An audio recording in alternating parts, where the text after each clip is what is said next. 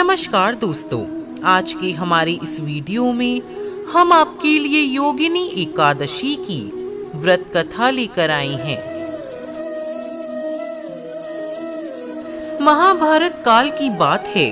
एक बार धर्मराज युधिष्ठिर ने भगवान श्री कृष्ण से कहा, हे त्रिलोकीनाथ, मैंने ज्येष्ठ मास की शुक्ल पक्ष की निर्जला एकादशी की कथा सुनी। अब आप कृपा करके आषाढ़ माह की कृष्ण पक्ष की एकादशी की कथा सुनाइए। इस एकादशी का नाम तथा महात्म्य क्या है, सो अब आप मुझे विस्तार पूर्वक बताए।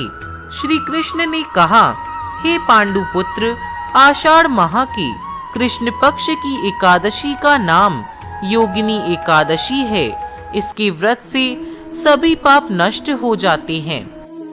यह व्रत इस लोक में भोग तथा परलोक में मुक्ति देने वाला है। हे अर्जुन, यह एकादशी तीनों लोकों में प्रसिद्ध है। इसके व्रत से सभी पापों का नाश होता है। मैं तुम्हें पुराण में कही गई एक कथा सुनाता हूँ, ध्यान पूर्वक श्रवण करो। कुबेर नाम का एक राजा अलकापुरी में निवास करता था। वह शिव भक्त था। उनका हेममाली नामक एक यक्ष सेवक था, जो पूजा के लिए हर रोज पुष्प लाया करता था। हेममाली की विशालाक्षा नामक एक अति सुंदर स्त्री थी। एक दिन वह मानसरोवर से पुष्प लेकर आया, किंतु कामासक्त होने के कारण पुष्पों को रखकर अपनी स्त्री के साथ रमण करने लगा। इस भोग विलास में दोपहर हो गई। हेममाली की राह देखते देखते जब राजा कुबेर को दोपहर हो गई, तो उन्होंने क्रोध पूर्वक अपने सेवकों को आज्ञा दी कि तुम लोग जाकर पता लगाओ कि हेममाली अभी तक पुष्प लेकर क्यों नहीं आया। जब सेवकों ने उसका पता लगा लिया तो राजा के पास जाकर बताया, हे राजन, वह हेममाली अपनी स्त्री के साथ रमण कर रहा है। इस बात को सुनकर राजा कुबेर ने हेममाली को बुलाने की आज्ञा दी। डर से कांपता हुआ हेममाली राजा के सामने उपस्थित हुआ। उसे देखकर कुबेर को अत्यंत क्रोध आया और उसके होठ फड़फड़ाने लगे। राजा ने कहा, अरे अधर्मी, तूने मेरे परम पूजनीय देवों के देव भगवान शिव का अपमान किया है। मैं तुझे श्राप देता हूँ कि तू स्त्री के वियोग में तड़पे और मृत्यु लोक में जाकर कौड़ी का जीवन व्यतीत करे। कुबेर के श्राप से वह तत्क्षण स्वर्ग से पृथ्वी पर आ गिरा और कौड़ी हो गया। उसकी स्त्री भी उससे बिछड़ गई। मृत्यु लोक में आकर उसने अनेक प्रकार के कष्ट सहे, किंतु शिव की कृपा से उसकी बुद्धि मलिन न हुई और उसे पूर्व जन्म की बातें याद रही। अनेक कष्टों को भोगता हुआ तथा अपने पूर्व जन्म के कुकर्मों को याद करता हुआ वह हिमालय पर्वत की तरफ चल पड़ा। चलते चलते वह मार्कंड ऋषि के आश्रम में जा पहुंचा। वह ऋषि अत्यंत वृद्ध तपस्वी थे। वह दूसरे ब्रह्मा के समान प्रतीत हो रहे थे और उनका वह आश्रम ब्रह्मा की सभा के समान शोभा दे रहा था।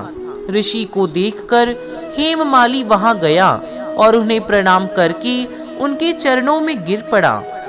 हेममाली को देखकर मार्कंड ऋषि ने कहा, तूने कौन से निर्कष्ट कर्म किए हैं जिससे तू कौड़ी हुआ है और भयानक कष्ट भोग रहा है। महर्षि की बात सुनकर हेममाली बोला, हे मुनि श्रेष्ठ, मैं राजा कुबेर का अनुचर था। मेरा नाम हेममाली है। मैं प्रतिदिन मानसरोवर से फूल लाकर शिव पूजा के समय कुबेर को दिया करता था। एक दिन पत्नी सहवास के सुख में फंस जाने के कारण मुझे समय का ज्ञान ही नहीं रहा और दोपहर तक पुष्प ना पहुंचा सका। तब उन्होंने मुझे श्राप दिया कि तू अपनी स्त्री का वियोग और मृत्यु लोक में जाकर कौड़ी बनकर दुख भोग। इस कारण मैं कौड़ी हो गया हूँ तथा पृथ्वी पर आकर भयंकर कष्ट भोग रहा हूँ। अतः कृपा करके आप कोई ऐसा उपाय बतलाए जिससे मेरी मुक्ति हो। मार्कंडे ऋषि ने कहा, हे माली, तूने मेरे सम्मुख सत्य वचन कहे हैं, इसलिए मैं तेरे उद्धार के लिए एक व्रत बताता हूँ। यदि तू आषाढ़ माह के कृष्ण पक्ष की योगिनी नामक एकादशी का विधि पूर्वक व्रत करेगा तो तेरे सभी पाप नष्ट हो जाएंगे। महर्षि के वचन सुन हेममाली अति प्रसन्न हुआ और उनके वचनों के अनुसार योगिनी एकादशी का विधान पूर्वक व्रत करने लगा। इस व्रत के प्रभाव से अपने पुराने स्वरूप में आ गया और अपनी स्त्री के साथ सुख पूर्वक रहने लगा। भगवान श्री कृष्ण ने कहा, हे राजन, इस योगिनी एकादशी की कथा का फल 88,000 ब्राह्मणों को भोजन कराने के बराबर है। इसके व्रत से सभी पाप नष्ट हो जाते हैं और अंत में मोक्ष की प्राप्ति होती है।